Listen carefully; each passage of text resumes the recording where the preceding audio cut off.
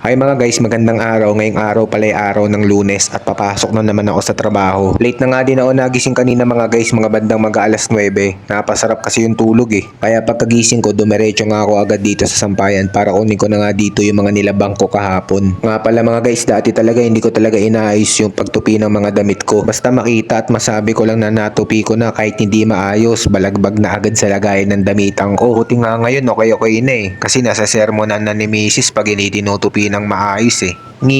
Gonggong! Maya-maya nga sumilip nga muna ako dito sa may labas namin. Kaya pala napasarap yung tulog ko at late na nga ako nagising, umaambon pala. Ito nga din yung hinala ko mga guys, yung narinig ko kagabi, umuulan na pala noon. Malapit din kasi sa bintana yung higaan ko mga guys, kaya ayun. Tsaka pala mga guys, mabilis din palang bumaha dito. Konting ambon lang babaha na. Pagkatapos ko nga din makaligo at makapag-ayos, ready na nga akong pumasok sa school. Sa school. Sa trabaho pala.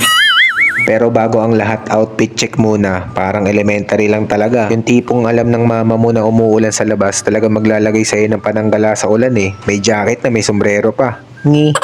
Gandang umaga ulit sa inyo. Papasok na ako.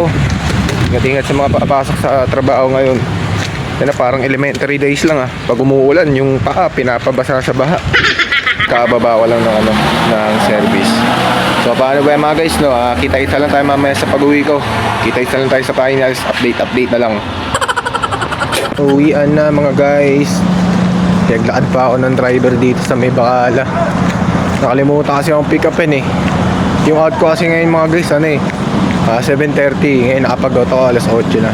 Fast forward, bali nakasakay na nga din ako dito sa service ko at nasa biyahe na nga din kami. Mabuti nga mga guys, sa mga oras na to hindi na nga umuulan. Kasi kanina wala talagang tigil yung ulan hanggang mag-alas 6 na ata yung kanina. Dun lang tumigil. Fast forward, bali pagkarating ko nga din dito sa accommodation, nagasikaso na nga din ako para makaligo. O mga guys, baka sabihin ninyo, hindi muna ako nagpahinga bago ako maligo galing trabaho. Hindi naman mabigat kasi yung trabaho ko ngayon mga guys kasi nga ngayong buwan ay Ramadan. Sa umaga lang kasi ako nagiging busy pagkapasok ko sa trabaho pagka nagre-repack na ako ng mga tinapay. Pagkatapos nun wala na. Puro order na lang sa mga online. Tapos nun bago naman matapos yung duty ko, nagsasara kami ng alas 6 hanggang alas 7 ng gabi. Tapos magbubukas kami ulit ng alas 7 ng gabi hanggang alas 12 ng madaling araw. Pero pag hindi naman day off yung partner ko, hanggang 6:30 lang ako ng gabi. Kaya nakauwi na ako nun sa mga oras na nun. Pag ngayong araw naman ng Lunes, hanggang 7:30 lang ako.